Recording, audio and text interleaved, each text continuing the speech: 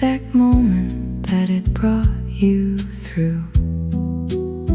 You'd see me from the window sometimes before you'd stepped off and already be half smiling, and I would stand there in whatever weather and find the standing worth a while and filing. The small acts of the showing up for people, the small acts of the being there on time, the bus route and the corner in the weather were how I said the things I couldn't rhyme.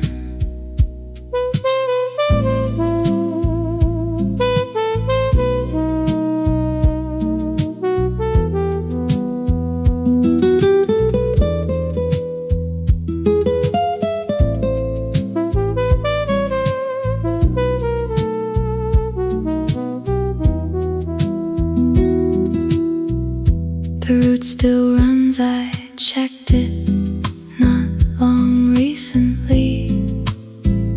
The same numbers on the same road through, but I stand at other corners for other reasons, and none of them feel quite like waiting for you. The small acts of the showing up for people, the small acts of the being there on time. I show up early now for everyone I love, because of the corner and the 20 past and 9. You never knew I timed the walking exactly. You thought I just happened to be passing through, which is its own kind of love, I think, to make the effort look like nothing much to do.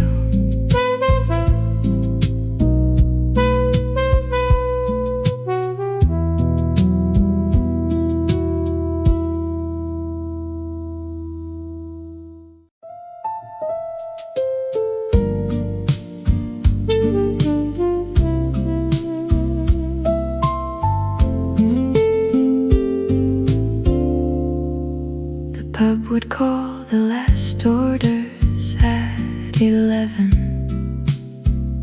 and we would always order one too many, and sit there making the last one last forever, which we were very good at, if not any.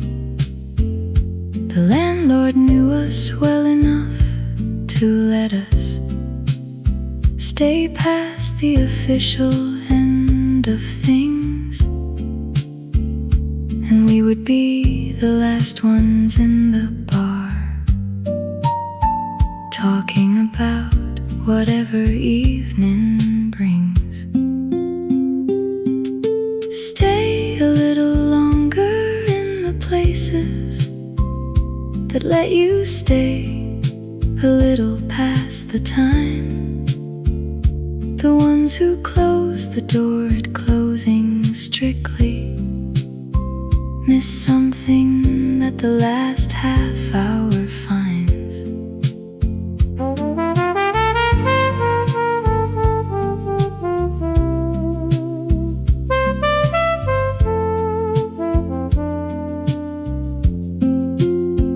We'd stack the glasses when we finally left and say goodnight like people who mean it, and walk out into whatever night was waiting, and feel the evening in it. Stay a little longer in the places that let you stay a little past the time. I sit until the bar cloth comes out now and feel the last half hour as it climbs.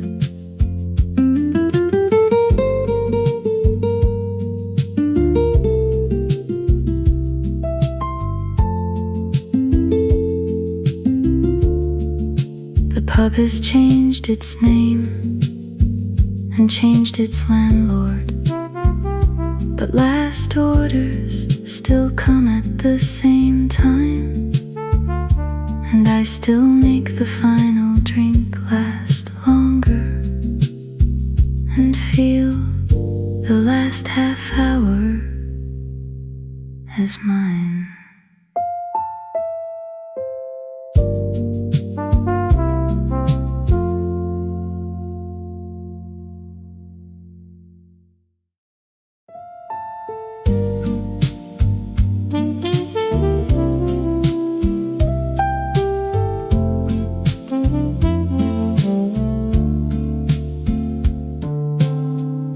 Summer lasted longer than the others, or maybe we were in it differently. The days had a particular unhurried quality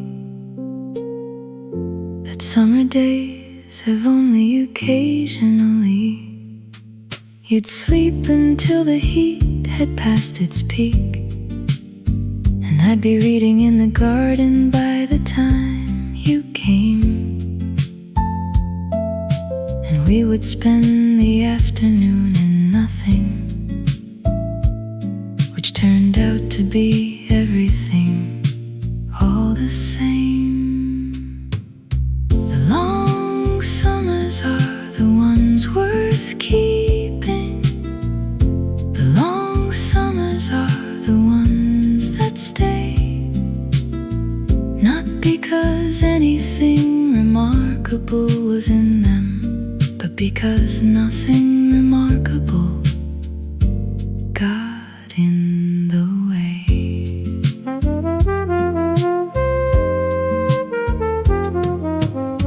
We didn't go away, we didn't need to. The garden and the evenings were enough, and I have spent subsequent summers looking for that particular quality of stuff. The long summers are the ones worth keeping. The long summers are the ones that stay. I look for them in every June that opens, and find them sometimes in the ordinary day.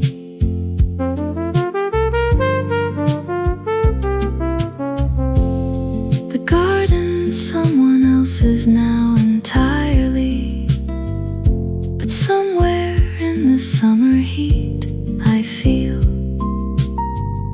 the particular unhurried afternoon of that one, and how it was, and how it still is real.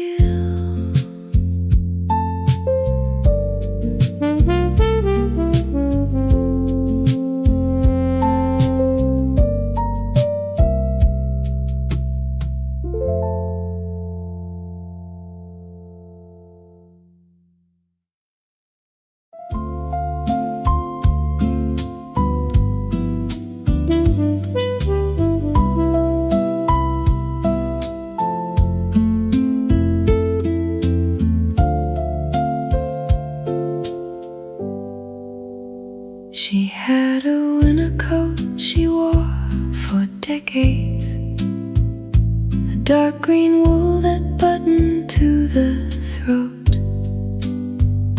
and every winter when it came back out again, we knew the season by the side of that coat. She'd brush it down and hang it by the door and check the buttons one by one for loose, and put it on with that particular straightening. The way she wore everything with use.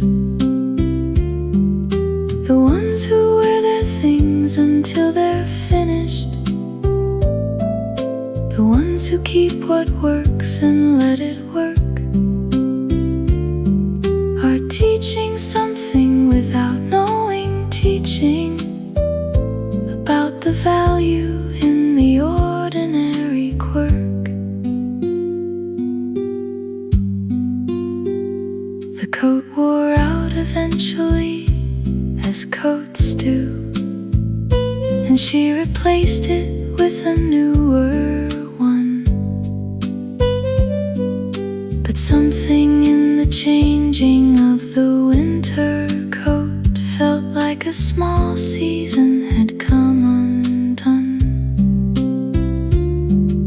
The ones who wear their things until they're finished.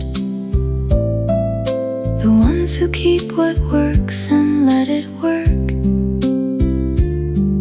I think of her whenever I replace something that still has wear left in its particular work.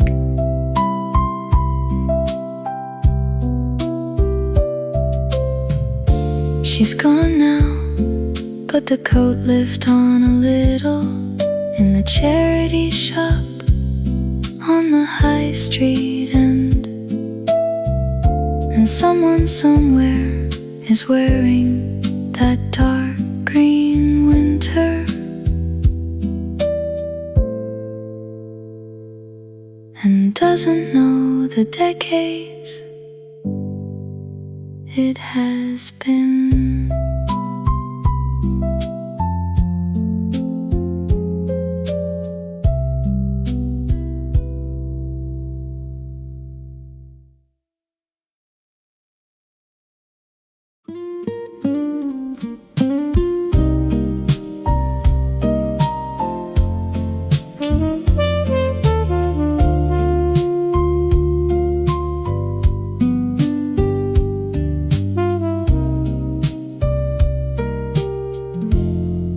You kept the record player in the corner on a table that was just for that one thing, and treated it with a particular reverence that said this matters more than everything. You'd lower the needle like you were diffusing something, and stand back while the leaden crackled through. And then the music would arrive so suddenly and fill the room the way that only vinyl do. There's a warmth in what you have to handle gently.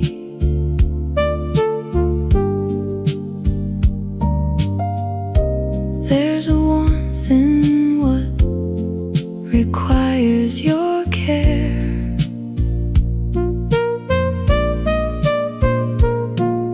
The record player and your careful needle lowering put something in the music that the streaming can't repair.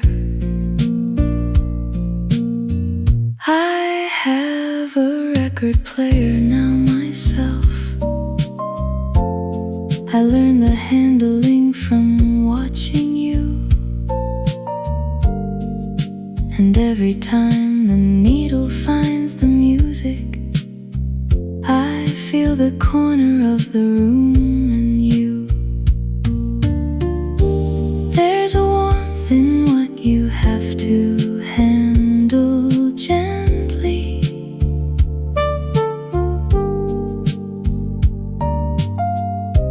There's a warmth in what requires your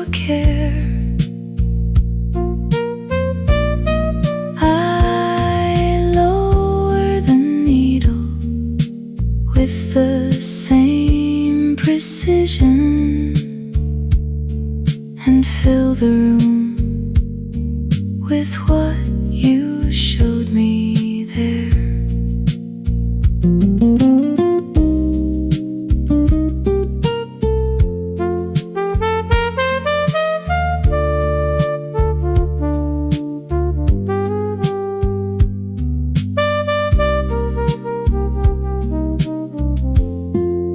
The records that you left me are still playing. The ones you loved are wearing at the groove, and I play them on the nights that need the handling, and let the warmth of vinyl slowly move.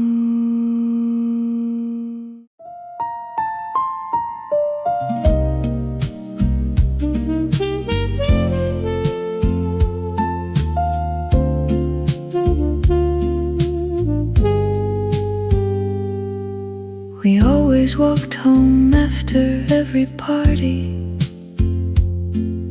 regardless of the distance or the cold. You said the walking was the best part of the evening, which turned out to be something true and old. The street would be deserted after midnight, and our footsteps were the only sound around. And we would talk about the people we had been with, and slowly bring each other back to ground. The walking home was where the evening opened. The walking home was where we were most true. The party was the version that we showed them. The walk was just for me, and just for you.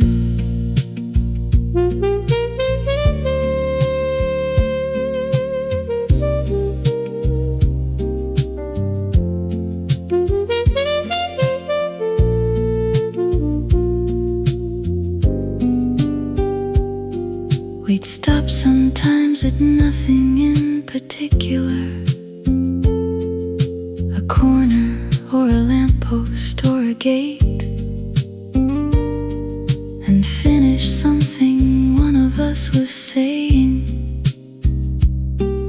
before the street resumed and it got late.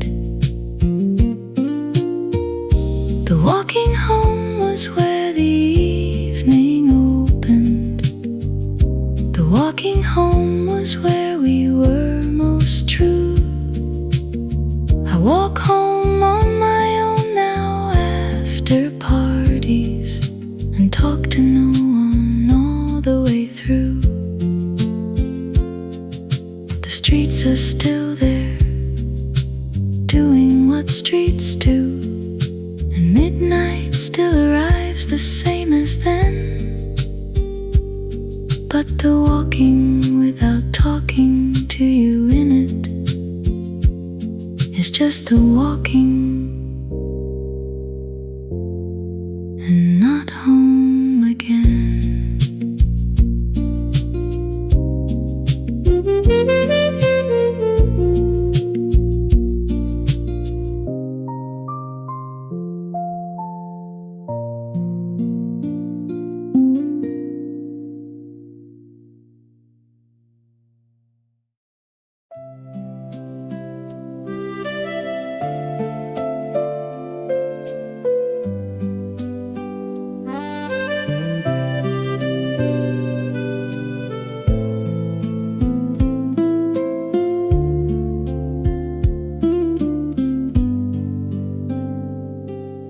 When everything had gone, what stayed surprised me.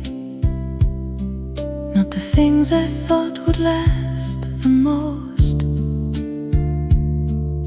The furniture was easier than expected, and easier than expected was the coast.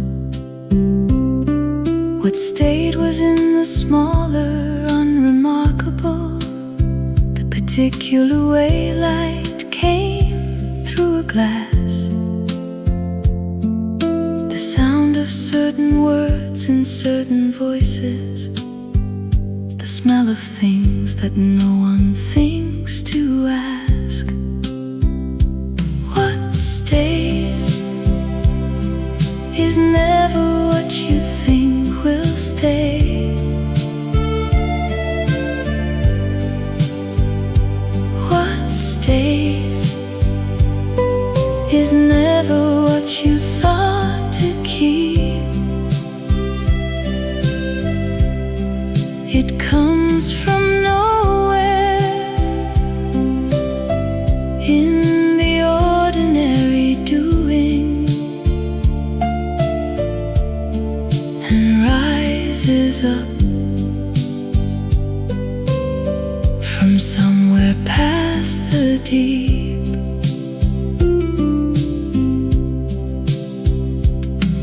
I found you in the way I make the coffee, and in the route I take on certain days, and in the music that comes on without my choosing and fills the room in your particular ways.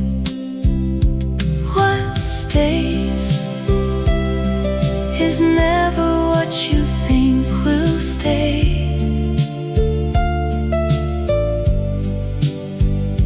What stays is never what you thought to keep. It finds you in the middle of the Tuesday and holds you for a moment, then releases. The holding and releasing is the staying. The holding and releasing is the love. What stays is not the thing, but the returning of what was yours into the what is ours.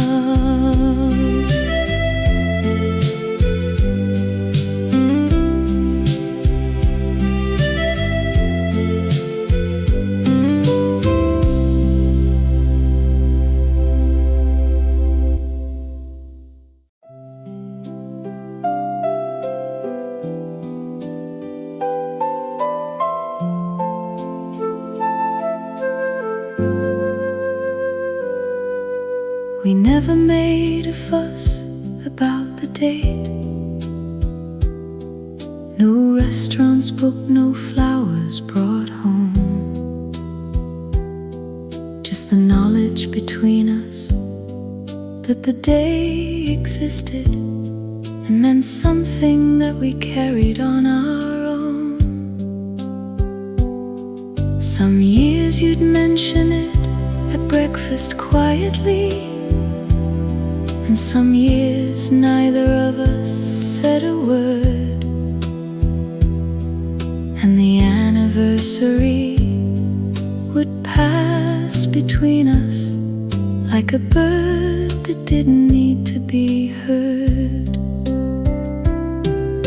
The ones who love without the performance of it,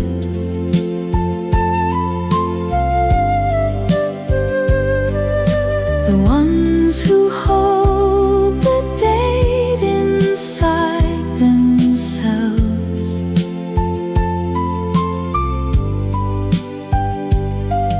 are loving in a way that needs no witness and keeps the meaning on its proper shelves.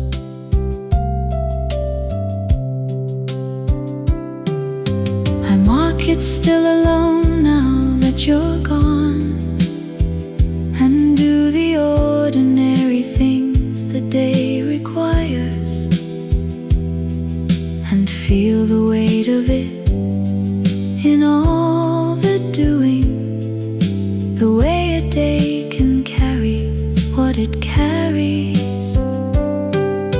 The ones who love without the performance of it,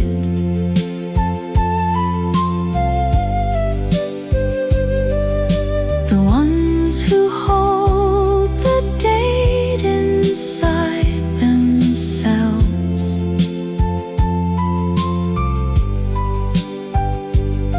I hold it now the way you always held it.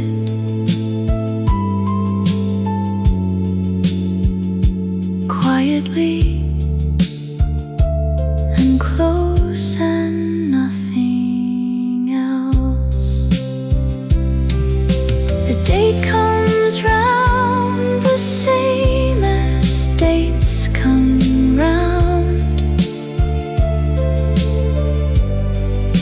and I am here the same as I am here.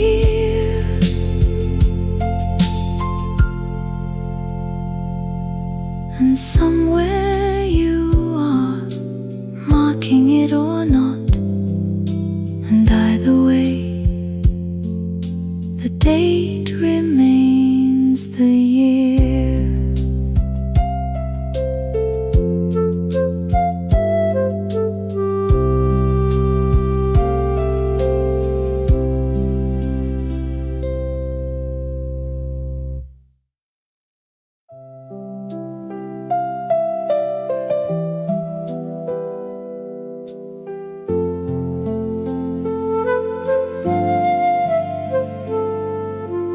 November has a light that asks for nothing, a pale and honest light without pretense, that shows things as they are without the softening that other seasons bring to the evidence. I've always loved November for its honesty, the way it strips the garden to the bone and leaves the structure of things visible that summer hid beneath its overgrown. Show me what is left when all the color goes. Show me what remains when the year gets thin. November is the truest of the seasons for showing what a life has always been.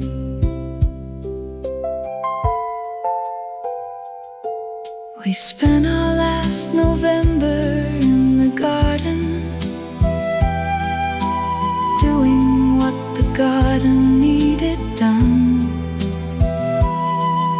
and talked about the year the way you talk, when talking feels like something close to some. Show me what is left when all the color goes. Show me what remains when the year gets thin. I spend my Novembers in the garden still, and find what's left and call it genuine.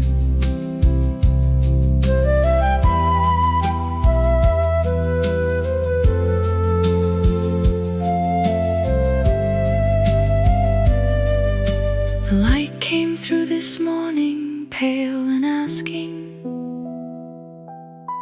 and I sat with my coffee in its way, and let November be completely honest about about the life I'm living every day.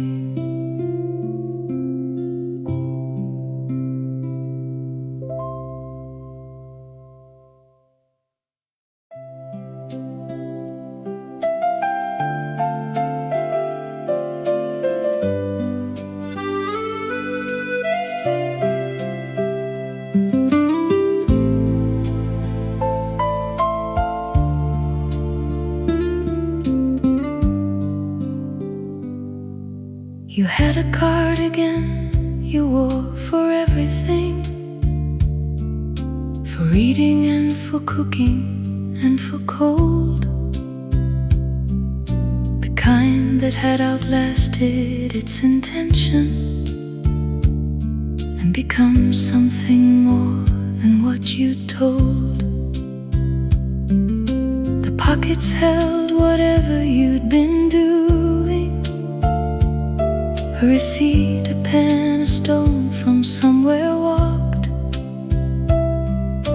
And I would find these things sometimes in washing, and read them like a diary of where you'd walked. The ordinary objects of a life in pockets,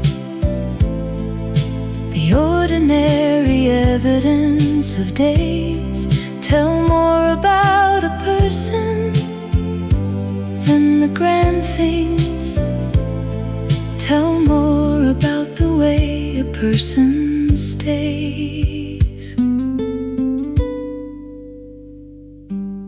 The cardigan wore out and was replaced, but the replacing felt like something lost, and the new one hung a little differently and never quite adjusted to the cost. The ordinary objects of a life in pockets, the ordinary evidence of days.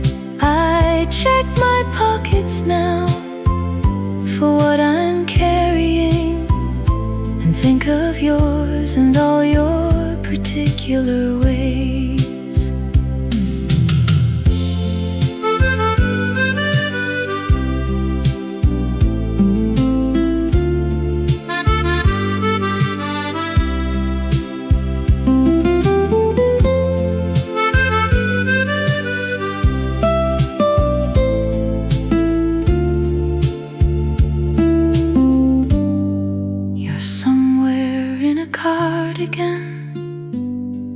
I'm certain, with a pocket full of whatever you've been near, and I am here with mine and what I'm carrying, and the ordinary evidence of here.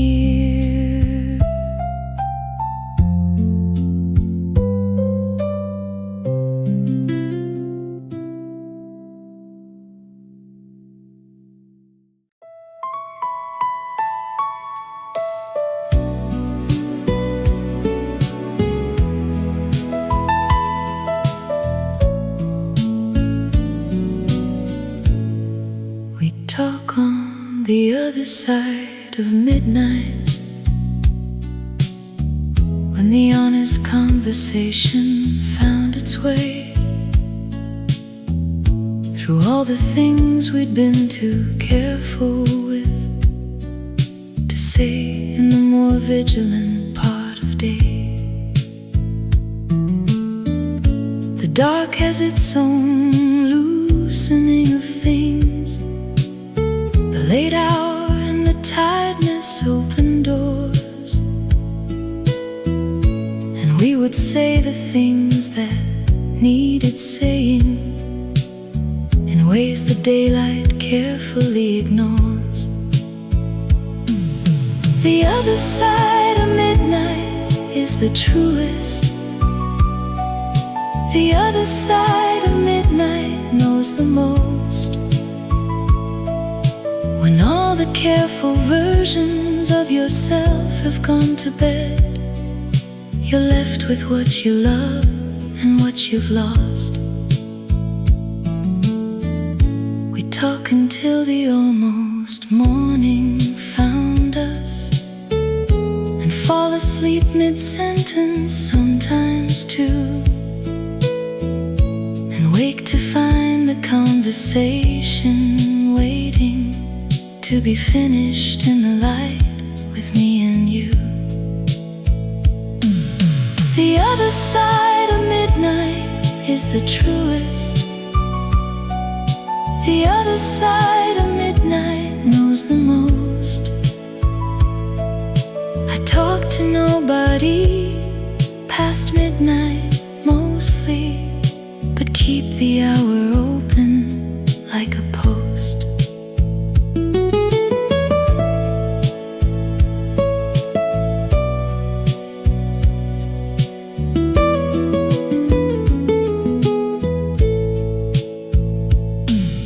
Because the conversation that we had there, in all those dark and loosened honest nights, is still the most I've ever known of knowing, and still the most of love and all its lights.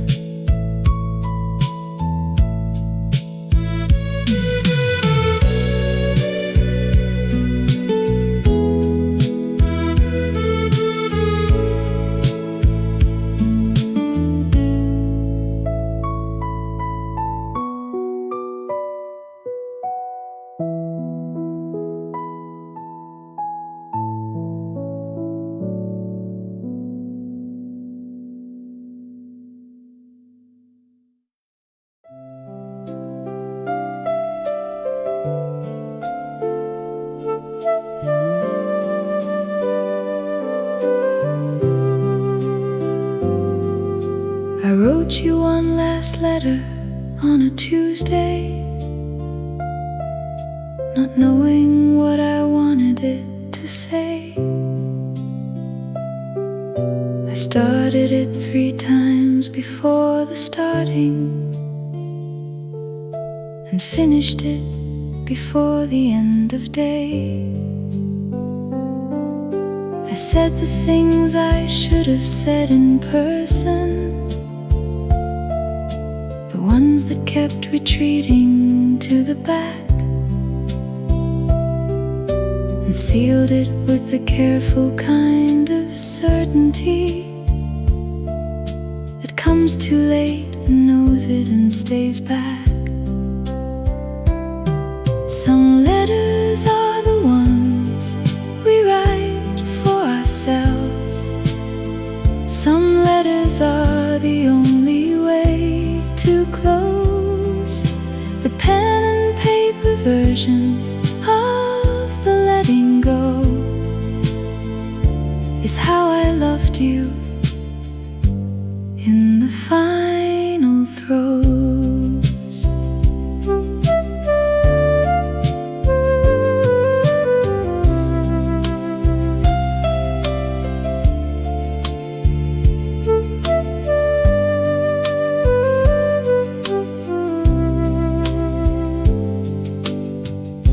I never sent it, which you'll never know. It's somewhere in a drawer beside the bed, and every now and then I take it out and read it, and find I meant exactly what I said. Some letters are the ones we write for ourselves. Some letters are the only way to close. I write to you still in the quiet of the evening, in all the letters nobody ever knows.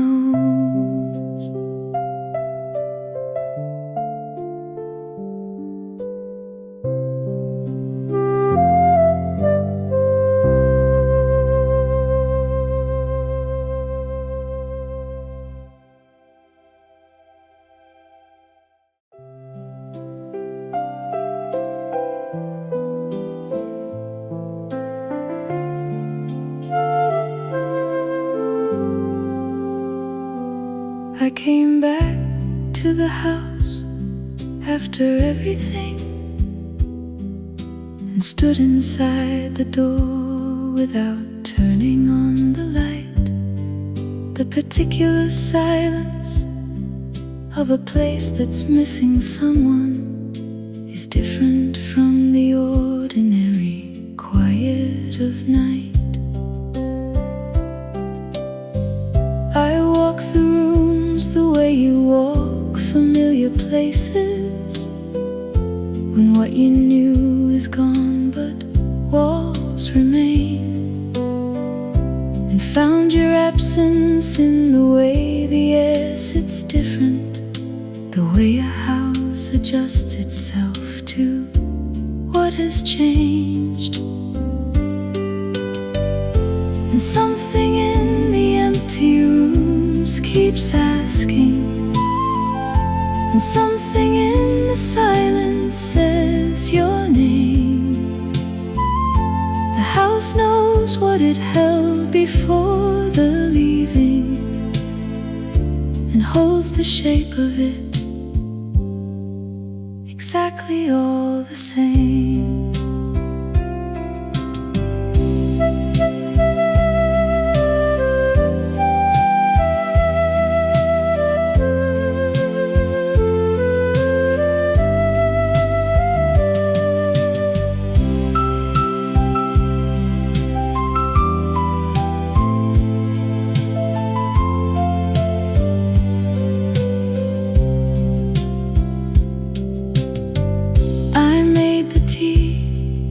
And sat where I have always, and watched the light come through the same old glass, and understood that houses hold their people long after all the people's time has passed. And something in the empty rooms keeps asking, and something in the silence says your name. I answer it by staying and by being in the house that holds us both the same.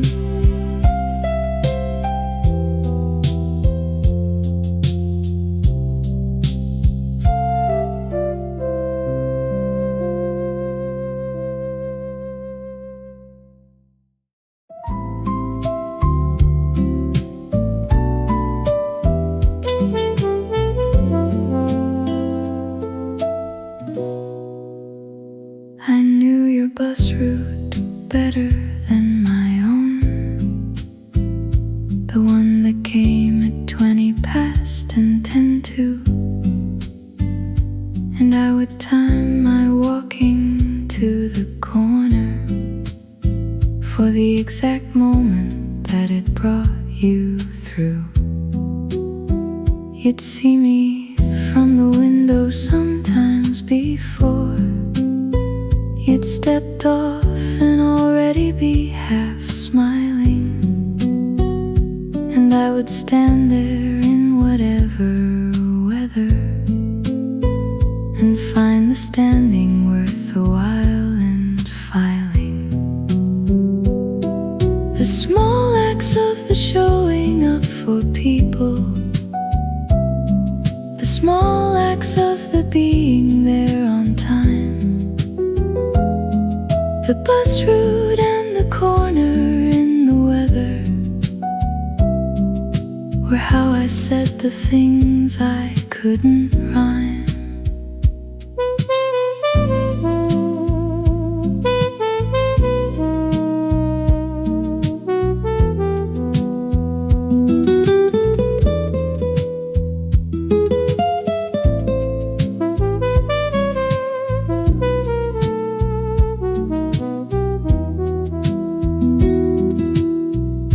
The route still runs, I checked it not long recently.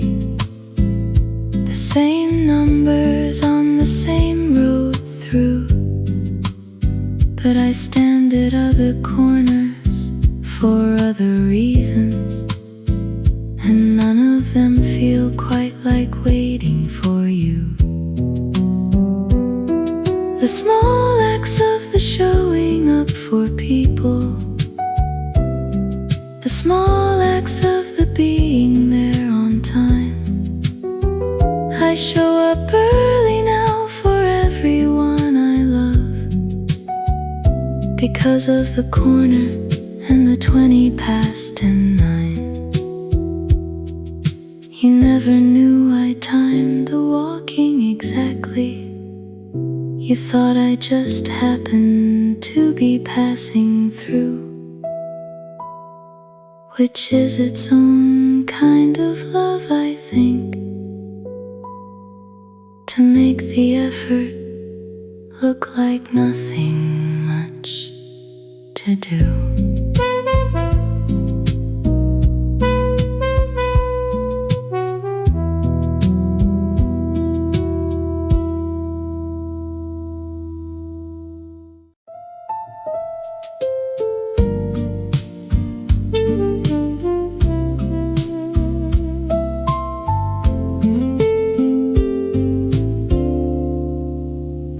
Would call the last orders at 11,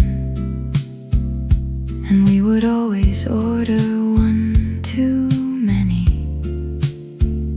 and sit there making the last one last forever, which we were very good at, if not any.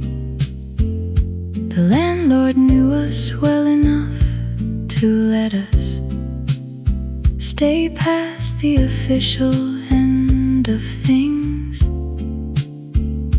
and we would be the last ones in the bar, talking about whatever evening brings. Stay a little longer in the places that let you stay a little past the time. The ones who close the door at closing strictly miss something that the last half hour finds.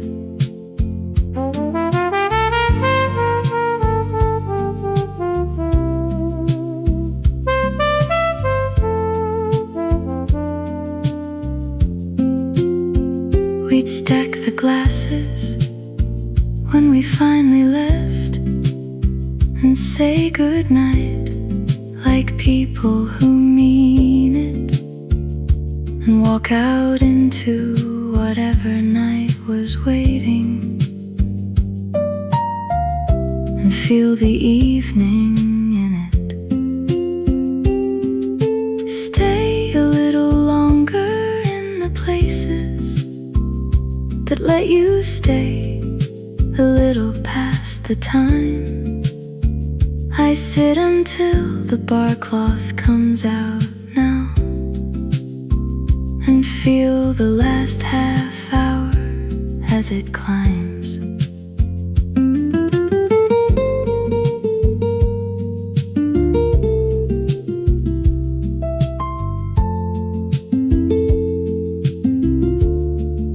The pub has changed its name and changed its landlord, but last orders still come at the same time, and I still make the final drink last longer, and feel the last half hour as mine.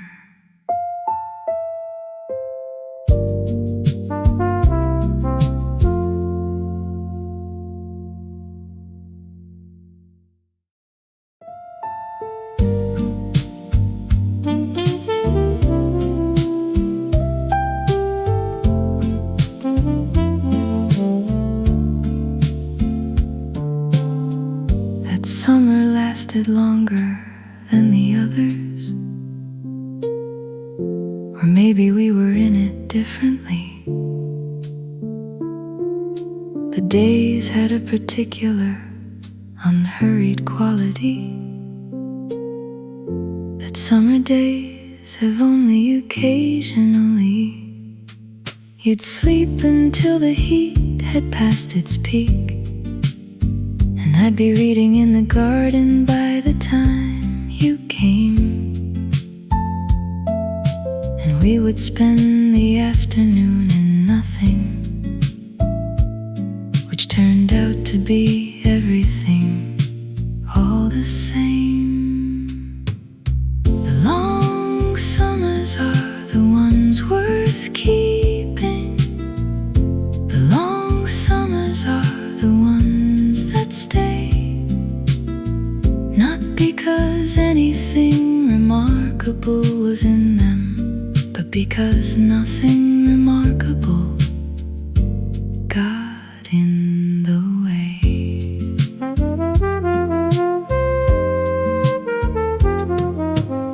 We didn't go away, we didn't need to.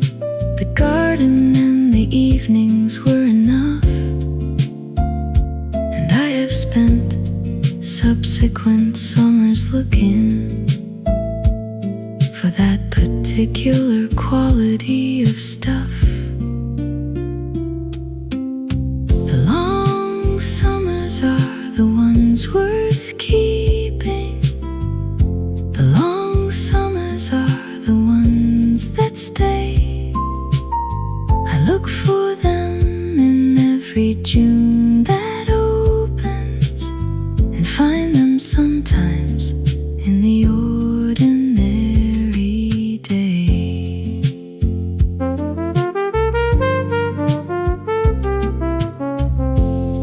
The garden's someone else's now entirely, but somewhere in the summer heat I feel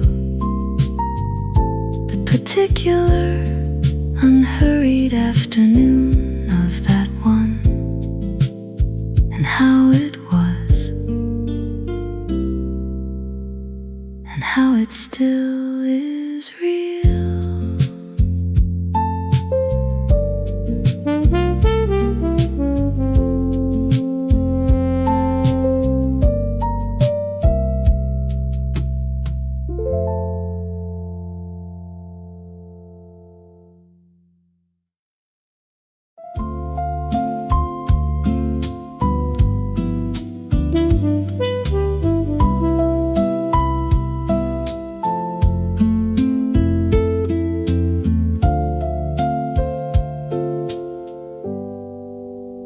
She had a winter coat she wore for decades, a dark green wool that buttoned to the throat. And every winter when it came back out again, we knew the season by the side of that coat. She'd brush it down and hang it by the doorway, and check the buttons one by one for loose, and put it on with that particular straightening. The way she wore everything with use. The ones who wear their things until they're finished. The ones who keep what works and let it work. Are teaching something without knowing teaching, about the value in the ordinary quirk. The coat wore out eventually, as coats do, and she replaced it with a newer one. But something in the changing of the winter coat felt like a small season had come undone. The ones who wear their things until they're finished. The ones who keep what works and let it work. I think of her whenever I replace something that still has wear left. its particular work.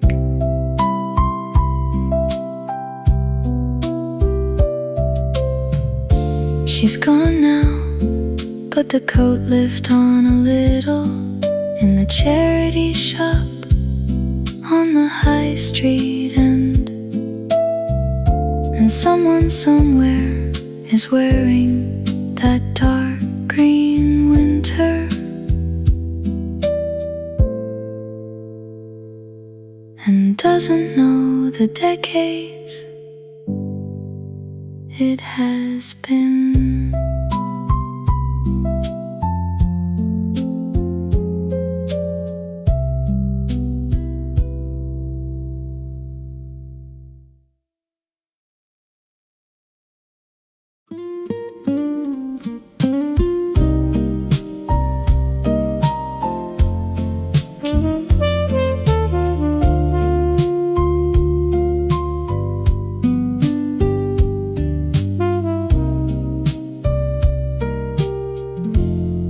You kept the record player in the corner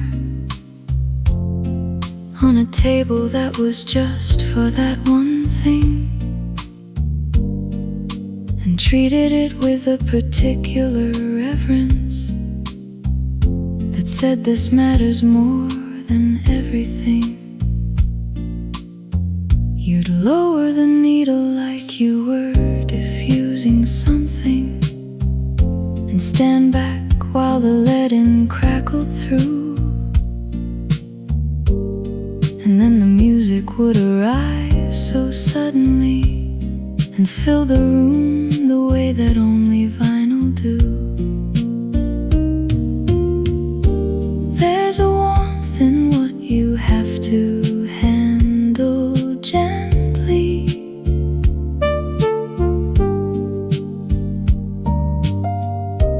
There's a warmth in what requires your care.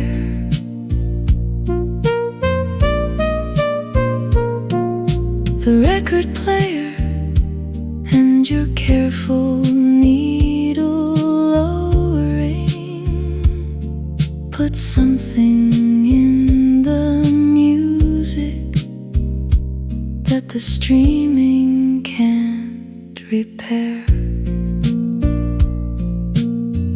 I have a record player now myself.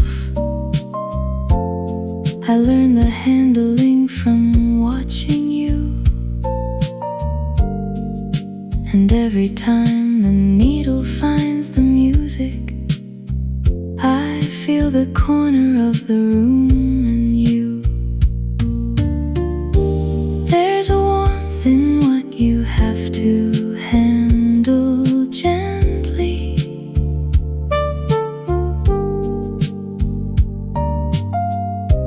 There's a warmth in what requires your care.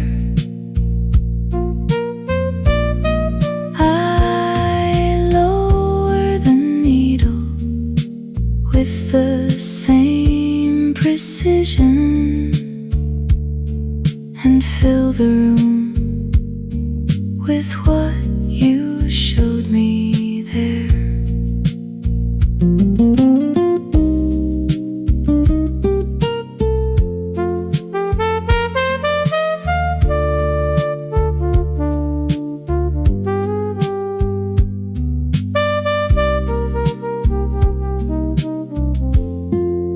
The records that you left me are still playing. The ones you loved are wearing at the groove, and I play them on the nights that need the handling, and let the warmth of vinyl slowly move.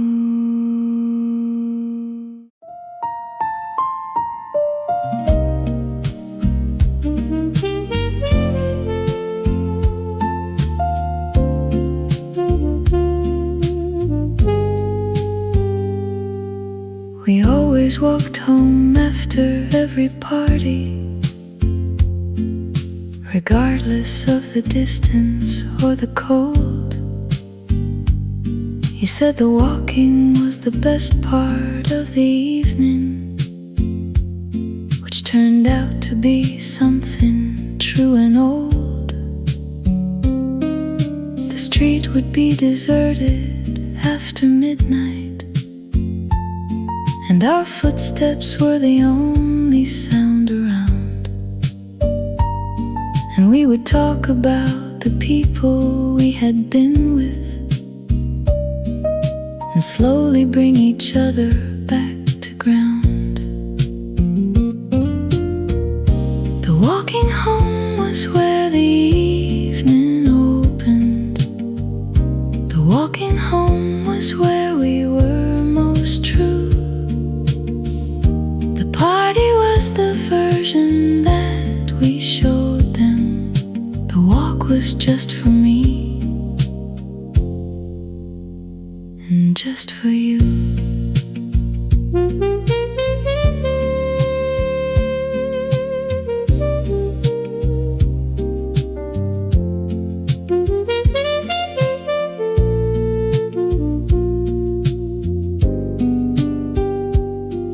We'd stop sometimes at nothing in particular, a corner or a lamppost or a gate, and finish something one of us was saying before the street resumed and it got late. The walking home was where the evening opened. The walking home was where we were most true. I walk home on my own now after parties, and talk to no one all the way through. The streets are still there, doing what streets do, and midnight still arrives the same as then. But the walking without talking to you in it is just the walking and not home again.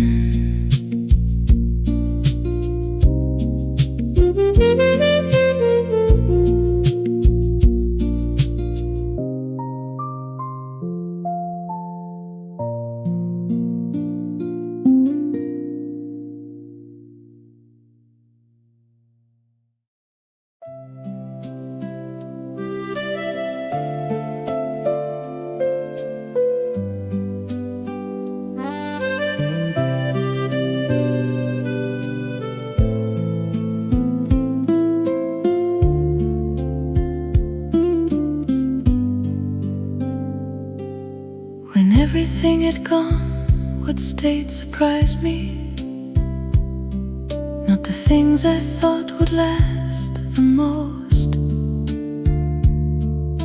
The furniture was easier than expected, and easier than expected was the coast. What stayed was in the smaller, unremarkable, particular way light came through a glass. The sound of certain words in certain voices, the smell of things that no one thinks to ask. What stays is never what you think will stay.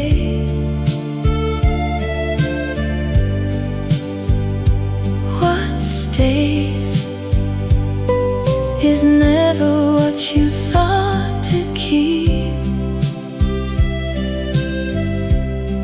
It comes from nowhere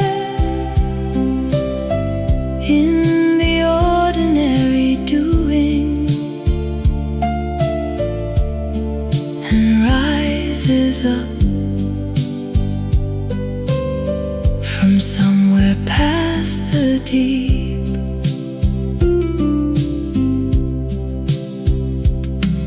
I found you in the way I make the coffee, and in the route I take on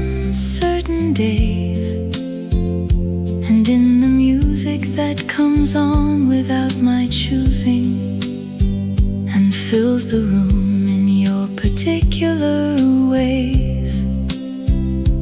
What stays is never what you think will stay.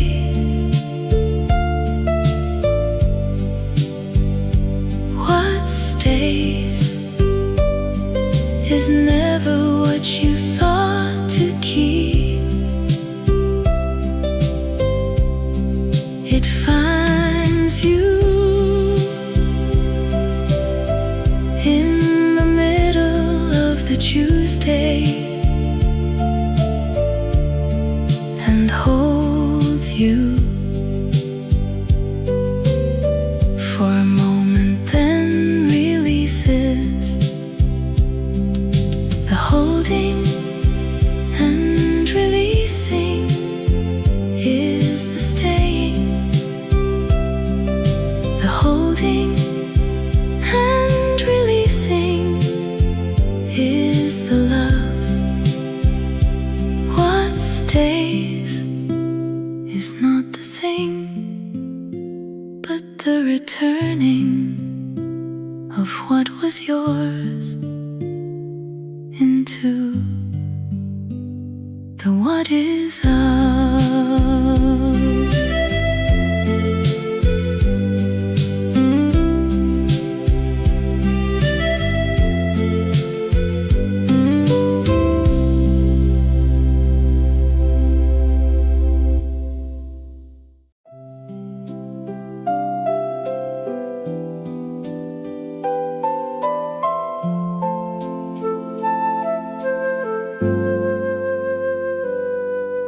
We never made a fuss about the date. No restaurants booked, no flowers brought home. Just the knowledge between us that the day existed and meant something that we carried on our own. Some years you'd mention it at breakfast quietly, and some years neither of us said a word.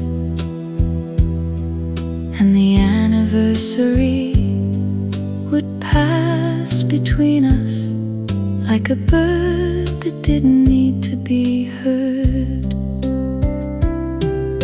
The ones who love without the performance of it,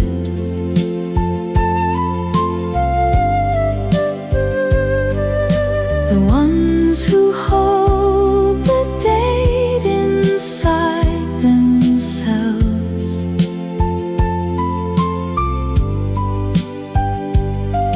are loving in a way that needs no witness and keeps the meaning on its proper shelf.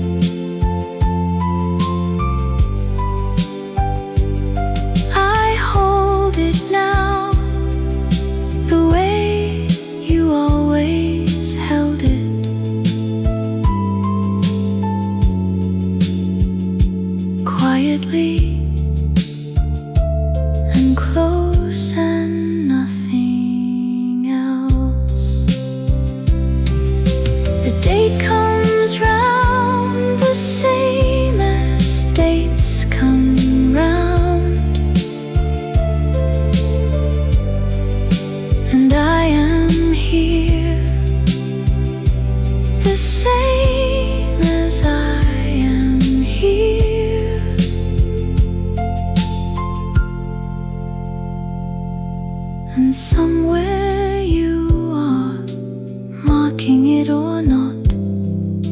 And either way, the date remains the year.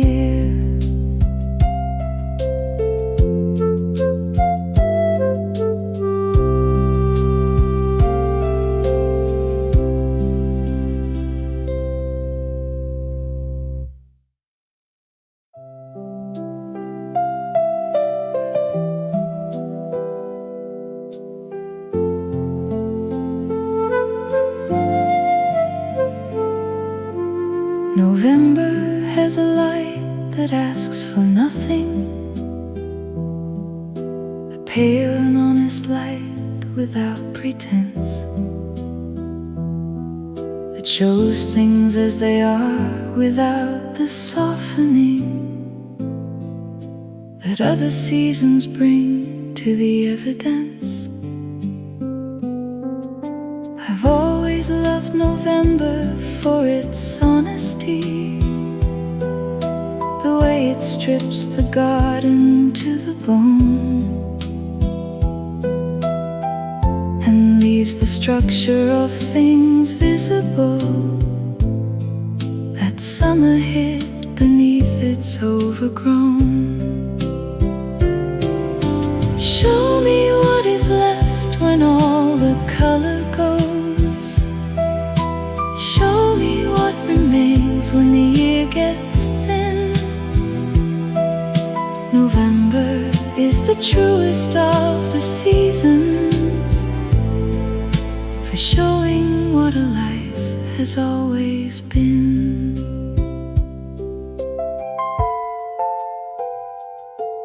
We spent our last November in the garden, doing what the garden needed done, and talked about the year the way you talk, when talking feels like something close to some. Show me what is left when all the color goes. Show me what remains when the year gets thin. I spend my Novembers in the garden still, and find what's left and call it genuine.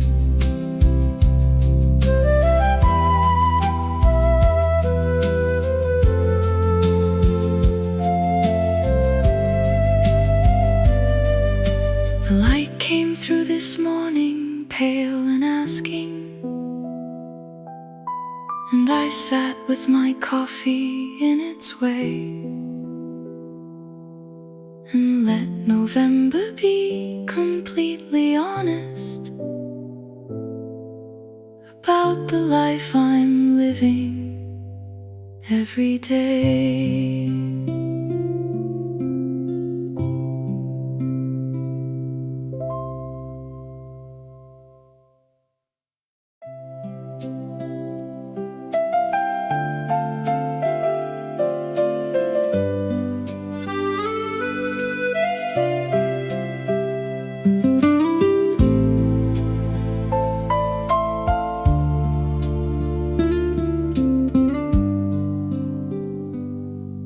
You had a cardigan you wore for everything,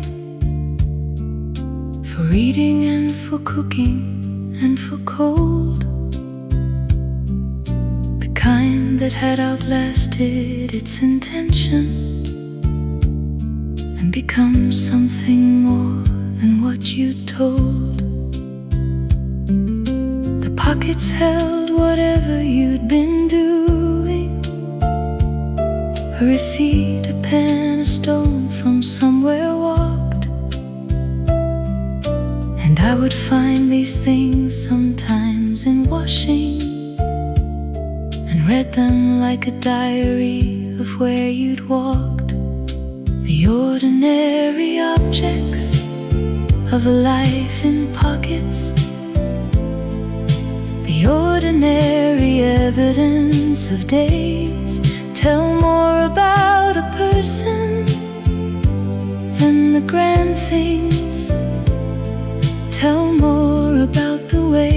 person stays.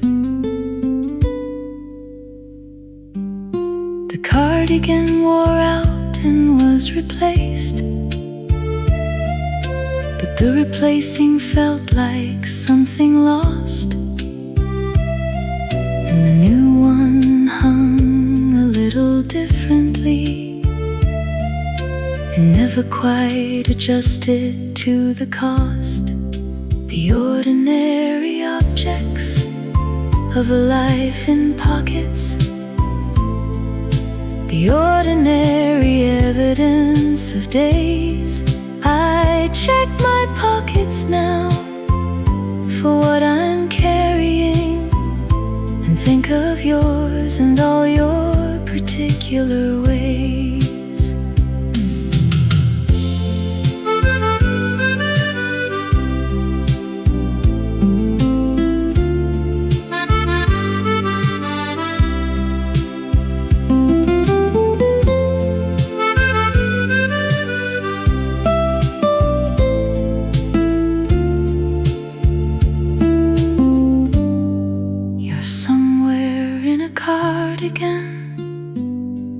I'm certain, with a pocket full of whatever you've been near, and I am here with mine and what I'm carrying, and the ordinary evidence of here.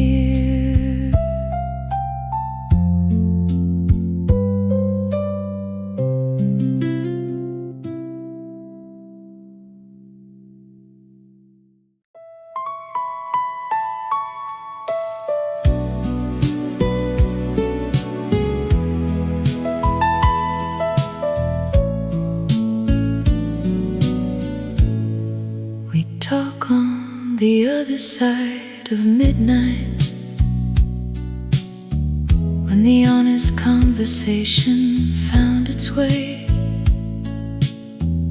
through all the things we'd been too careful with to say in the more vigilant part of day. The dark has its own loosening of things, late hour and the tiredness open doors, and we would say the things that needed saying in ways the daylight carefully ignores. The other side of midnight is the truest. The other side of midnight knows the most. When all the careful versions of yourself have gone to bed, you're left with what you love and what you've lost. We talk until the almost morning found us, and fall asleep mid-sentence sometimes too, and wake to find the conversation waiting to be finished in the light with me and you. The other side of midnight is the truest. The other side of midnight knows the most. I talk to nobody past midnight mostly, but keep the hour open like a post.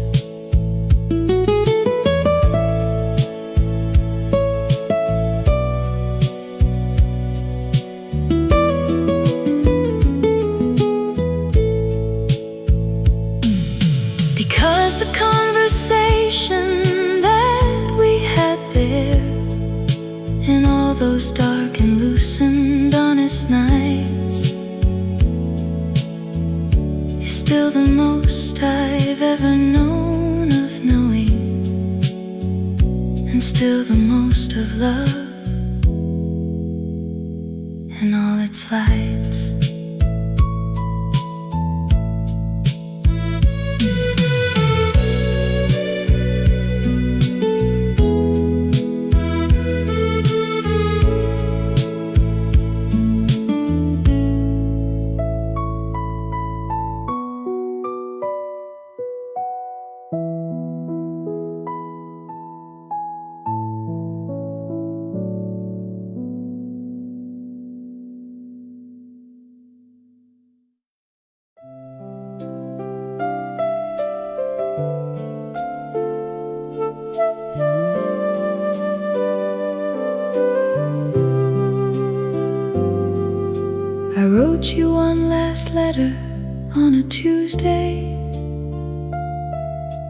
not knowing what I wanted it to say.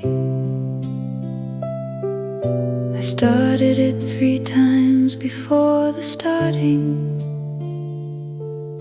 and finished it before the end of day. I said the things I should have said in person, the ones that kept retreating to the back, and sealed it with a careful kind of certainty that comes too late and knows it and stays back. Some letters are the ones we write for ourselves. Some letters are the only way to close. The pen and paper version of the letting go is how I loved you in the final throes.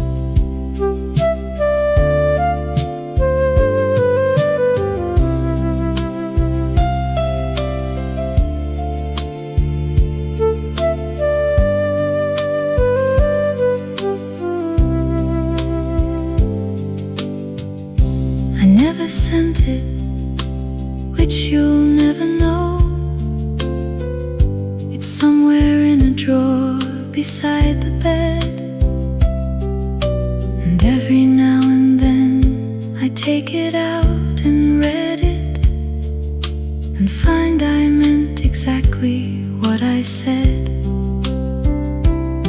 Some letters are the ones we write for ourselves. Some letters are the only way to close. I write to you still in the quiet of the evening. In all the letters nobody ever knows.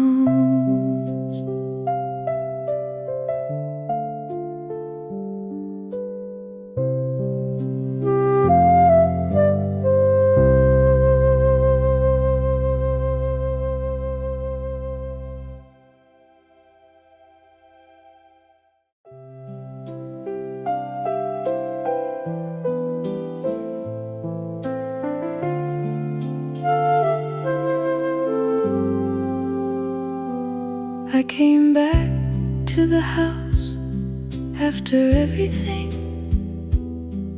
and stood inside the door without turning on the light. The particular silence of a place that's missing someone is different from the ordinary quiet of night. I walk the rooms the way you walk familiar places, when what you knew is gone but walls remain, and found your absence in the way the air sits different, the way a house adjusts itself to what has changed. And something in the empty rooms keeps asking, and something in the silence says your name. The house knows what it held before the leaving, and holds the shape of it exactly all the same.